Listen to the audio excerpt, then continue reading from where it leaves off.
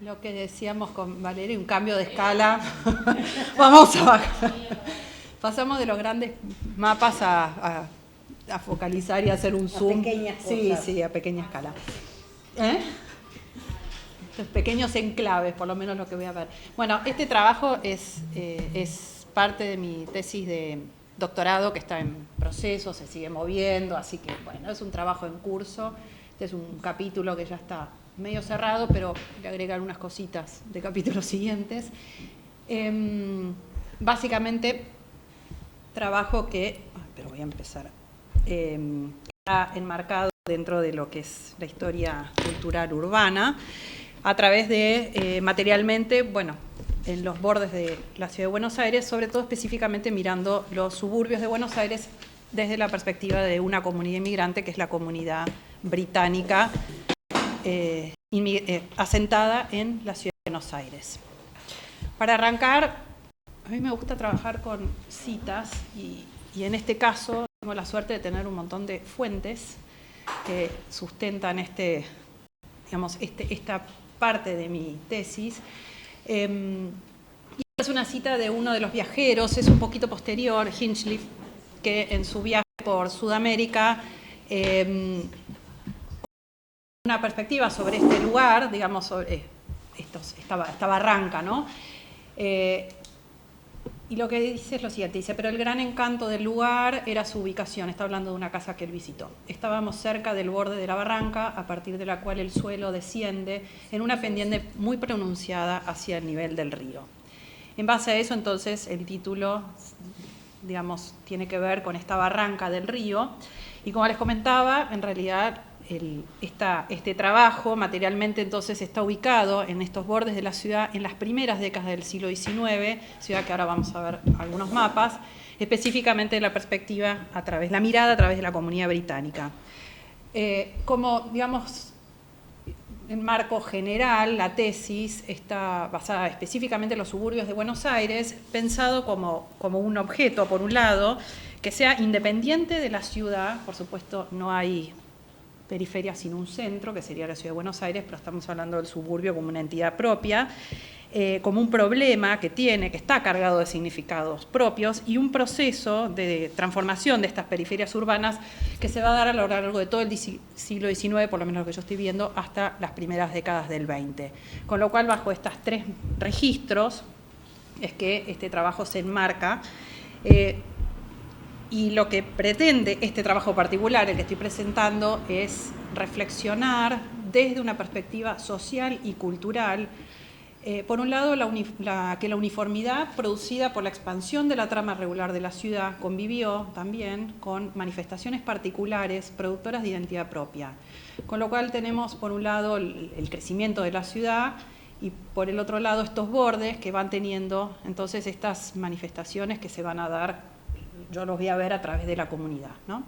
Los bordes de la ciudad aparecen entonces como enclaves de identificación comunitaria que formaron núcleos en las periferias. Y finalmente los suburbios, que no son solo producto de la expansión de la ciudad, sino que fueron parte de un proceso generado por fuerzas que son independientes de la ciudad. Entonces, estos son los registros con los cuales yo trabajo la tesis y específicamente esta presentación. La expansión, entonces, de esta grilla, esta trama cuadrícula fundacional se fue dando en tres sentidos, hacia el norte, hacia el sur y sobre todo hacia el oeste y hacia el sur de la ciudad de Buenos Aires, de la ciudad. Y si vemos en las primeras décadas, ahí hay un plano que, por supuesto, después de todas las charlas de hoy, hay que tomarlas con pinzas. El plano de la ciudad y elegido de 1817, donde se ve ya la ciudad fundacional ampliada. El que le sigue, el debacle de 1836, donde se ve entonces la continuación de esta trama regular. Y finalmente el plano de Surdó, lo que también indica es cómo que es del 53, como esta regularidad, esta expansión se va a dar con esta forma materialmente y se va corriendo los bordes de lo que se supone que está graficando, que es la ciudad consolidada. Por fuera, entonces, están las quintas, estas quintas productivas, que son de abastecimiento, sobre todo a la ciudad, y más allá van a estar los grandes campos, etc.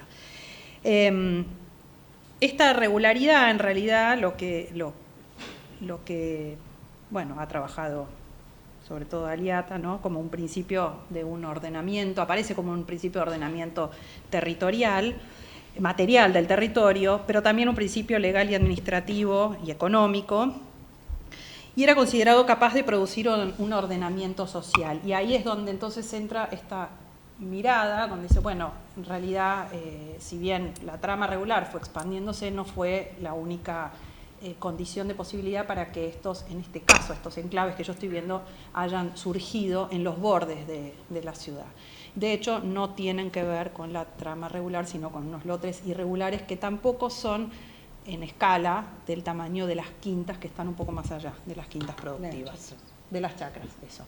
Sí, tenés razón. Chacras, dije quintas. Yo estoy viendo quintas. Perdón, de las chacras. Poco para presentar a la comunidad británica, ¿no? La comunidad británica, bueno, llega a estas costas muy tempranamente, en el siglo XIX. Si lo vemos en los tres primeros censos que aparecen, del 16, del 27 y del 33, con respecto a la población europea en general, es entre un 20 y un 25%, pero cuando lo vemos en relación a la población de la ciudad de Buenos Aires, en realidad no llega ni al 2%, o sea, es demográficamente, cuantitativamente es muy baja, pero lo que se ve es que su peso social, cultural y material ha sido mucho más importante, más allá de que demográficamente, o sea que cuantitativamente no lo ha sido. Y el cuadro, este otro, el cuadro A, que sobre todo las actividades, pone el foco sobre todo en, bueno, las actividades principales en relación a estas personas censadas, y las actividades en relación al comercio son las que el porcentaje mayor. Con lo cual estamos hablando de una inmigración con un poder adquisitivo, no sé, sería medio, alto, no podría calificarlo, pero digamos que en general eran inmigrantes que venían con capital, sobre todo para invertir acá. Muchos de ellos además, y esto es como muy llamativo, no solamente eran se dedicaban al comercio, bueno, a las cuestiones de banco también, al comercio internacional, sino también fueron propietarios de grandes terrenos rurales. Bien, hay como un poco para situar a estas quintas que les voy a mostrar en estos bordes de la ciudad, en estos enclaves, en los bordes sobre la barranca de la ciudad. Un inglés anónimo que vivió acá entre el 1820 y 1825, deja sus recuerdos de estos 5 años viviendo en Argentina. No se sabe el nombre, pero se supone que es el que fundó el periódico británico acá, que se llamó The British Packet. George Thomas Love, se supone que es él, pero no está corroborado. Y lo que me llamó la atención de esta cita básicamente es un poco sobre estas residencias, ¿no? Dice, la inclinación inglesa a mantener separados el hogar y los negocios y a vivir a cierta distancia de la ciudad es muy visible aquí. No faltan los Stockwells, Kenningtons, Newingtons, Camberwells de Buenos Aires, con sus huertas y jardines semejantes a las del Londres suburbano, faltando tan solo los viajes en carruaje a 18 peniques desde el banco y la calle Gracechurch. Las residencias inglesas son fácilmente reconocibles por su pulcritud y confort. Entonces, materialmente, acá lo que este autor inglés anónimo, en realidad lo que está haciendo es está encontrando o está mostrando en realidad una especie, señalando, una especie, digamos, de traducción o de un modelo reconocible en las afueras de los suburbios de Londres, reconocibles acá en Buenos Aires. El antecedente del desarrollo suburbano que se va a dar en Inglaterra, hay un antecedente que son estas llamadas villas suburbanas que en realidad tienen como tiene una identificación de clase con esta burguesía mercantil surgida a partir de la Revolución Industrial, sobre todo, que es una réplica en miniatura de las casas solariegas rurales de la aristocracia, pero ubicadas en las periferias de las grandes ciudades, sobre todo en Londres y ahí en Manchester también, y Birmingham, en grandes lotes que no son productivos, o sea, no tienen el tamaño de las grandes estancias rurales, sino que son en menor escala, pero que en realidad está puesto el acento en separar, un poco lo que decía este autor anónimo, en separar el lugar del trabajo de la vivienda. Aparece entonces en este periodo, fines del 18 y principios del 19, esta idea de la ciudad con sus vicios y la familia separada de los vicios urbanos. Entonces estas residencias en realidad son como si fuera una réplica de estas viviendas aristocráticas para esta burguesía mercantil. Estas villas suburbanas son consideradas ese paso intermedio decisivo entre anterior al desarrollo de los suburbios. Básicamente por el contacto con la naturaleza, las viviendas que no son entremedianeras, que están en un jardín y este paisaje pintoresco. Estas viviendas además entonces se convierten como en una especie de retiros semirurales, ¿no? Donde conviven las dos cuestiones, las comodidades de la ciudad y todo lo que el campo tiene para ofrecer. Y eso mismo se va a ver también en las estancias de británicos acá, sobre todo en la provincia de Buenos Aires, por lo menos son las que yo vi, las provincias de Buenos Aires, donde en realidad también lo que se ve son estas grandes viviendas, muy prolijas, muy civilizadas, entre comillas, con todas las comodidades de la ciudad en el medio de los parajes rurales. Y cabe la aclaración de que los grandes terratenientes criollos no iban a los campos, ellos no habitaban en sus campos durante la primera mitad del siglo XIX. Empezaron a armar sus grandes estancias a partir de la década del 60 y estas son anteriores, con lo cual hay también una manera de vivir en el espacio rural producido por los británicos que también son antecedentes al desarrollo de estos suburbios, porque muchas de estas viviendas, si bien hay una en Ranchos y otra en Chascomús, hay otras más cercanas, como por ejemplo en Quilmes, que luego van a pasar a ser suburbios de la ciudad de Buenos Aires, con lo cual esta forma de vida rural se va acercando a la ciudad. Esta civilidad, entonces, a través de la vivienda, proviene específicamente, entonces, de la ciudad, pero también de estos referentes venidos desde Gran Bretaña. Viviendas que tenían en su interior mobiliario importado, hay registros, ¿no? Pianos, bibliotecas, distintos tipos de mobiliario, Biblia, y lo que se ve también, bueno, obviamente estas fotos son posteriores, pero el cuidado del jardín, y hay fuentes que avalan esto, ¿no? Cómo se separaba el jardín con una especie como de cunetas o de fosas para que no entre el ganado, entonces se limitaba la naturaleza, el paraje rural, con la intervención del hombre.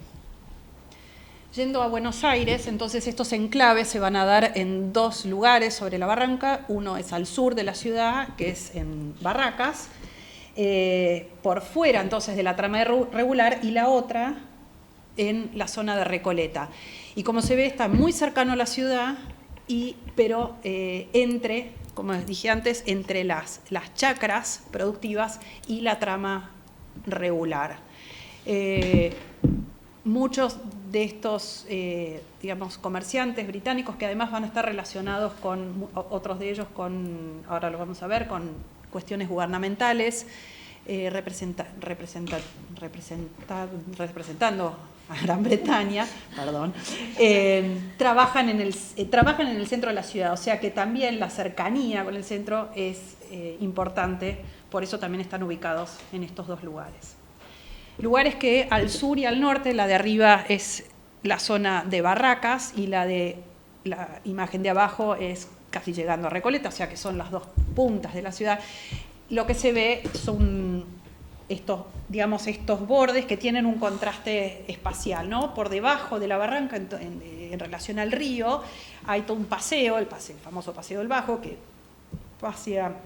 se da en los dos, hacia el norte y hacia el sur de la ciudad, y obviamente es un lugar de trabajo, donde ahí se ven los carruajes, se llevan mercaderías, están las lavanderas al borde del río lavando la ropa, y sobre la barranca, entonces ahí se ve, por ejemplo, la que se ve arriba a la izquierda, la vivienda de la izquierda es la de la legación británica, por ejemplo, y la de al lado, la de la derecha, es posterior. Este grabado es de la década del 60, pero la vivienda es anterior, es del 15 más o menos, pero el edificio que está al lado era una especie de hospital británico, uno de los primeros hospitales. Así que están ubicados entonces sobre la barranca con las vistas largas hacia el río de la Plata, ¿no? Entonces hay como esta diferenciación, ahora sí, en cuanto a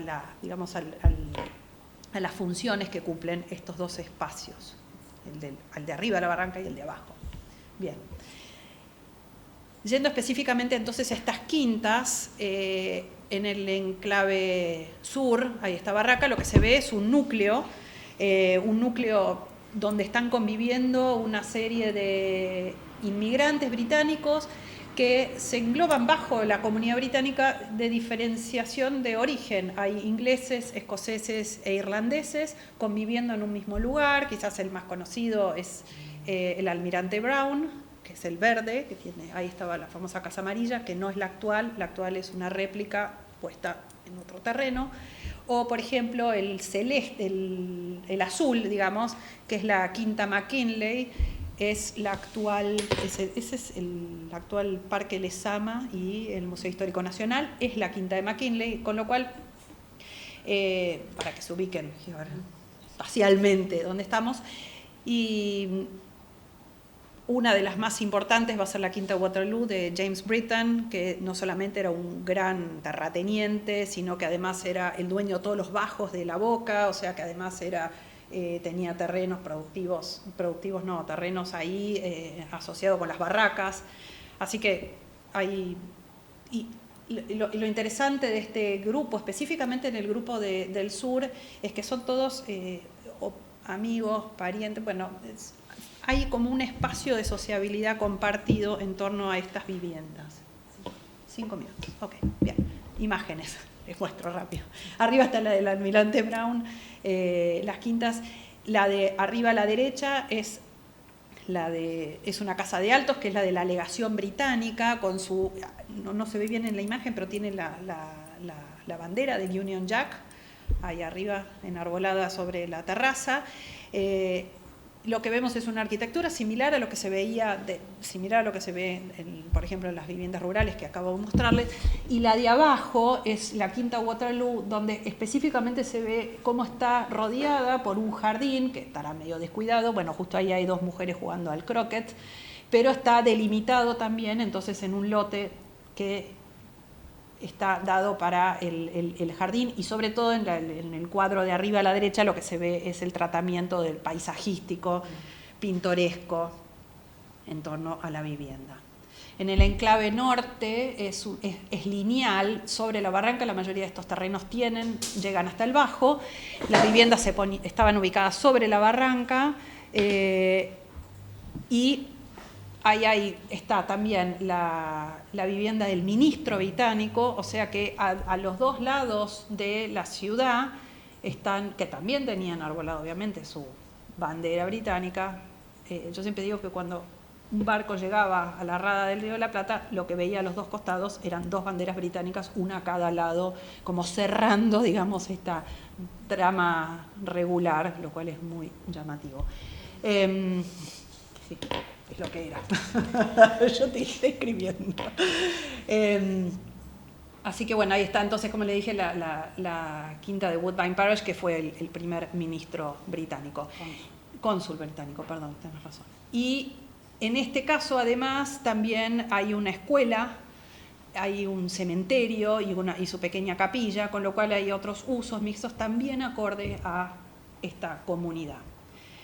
Acá hay imágenes, en este caso solamente tengo imágenes de cuadros. La quinta, la de arriba a la derecha, es la del ministro inglés específicamente, y se ve otra vez, en la de la izquierda se ve otra vez esta dualidad entre lo que es arriba de la barranca y abajo, y cómo estas dos realidades conviven. Los límites, los bordes de estos terrenos con el de arriba a la izquierda se ve bien, hay como un cerco de aloe que divide los lotes, o sea, hay la idea del paisajismo, bueno, la de arriba a la derecha, la de la derecha ni hablar con su paisajismo pintoresco. Y como para cerrar, esta es una cita de Wilde del 80, cuando ya nosotros sabemos que estos lugares después se ha puesto en boga para la construcción de estas viviendas de retiro y el éxodo que se hicieron las élites, sobre todo al sector norte, que en realidad está especificando sobre el antecedente de estos británicos, que dice lo siguiente: la costumbre hoy tan generalizada de vivir fuera de la ciudad, si bien casi exclusivamente en el verano, fue introducida desde aquellos años por los comerciantes ingleses, quienes, siguiendo su inclinación de decidir lejos del punto en que tienen su negocio, formaban en los suburbios preciosas quintas como la de Fair, McKinley, hoy Lezama. Esas dos primeras son de Barracas. Cope, la familia Dixon, que esas son de Recoleta, que ocupaban la quinta de Rilos, situada sobre la barranca al norte de la ciudad, la de Britain en Barracas y tantas otras. Con lo cual acá tenemos un registro, o sea, un registro de fuentes que vuelve a ratificar que en realidad el antecedentes de esta comunidad en realidad lo que deja es una huella, ha dejado una huella en el territorio, y un poco ese es mi trabajo, ¿no? Este reconocimiento de estas primeras manifestaciones de suburbanidad, de suburbanización del territorio, que todavía no es suburbano propiamente dicho, en realidad que ha crecido tanto a partir de la segunda mitad del siglo XIX, tiene este antecedente asociado a una comunidad muy pequeña de inmigrantes, pero muy fuerte en cuanto a lo social, material y cultural. Con esto cierro. Muchas gracias. ¿Cómo está el tiempo? Perfecta. Me creo.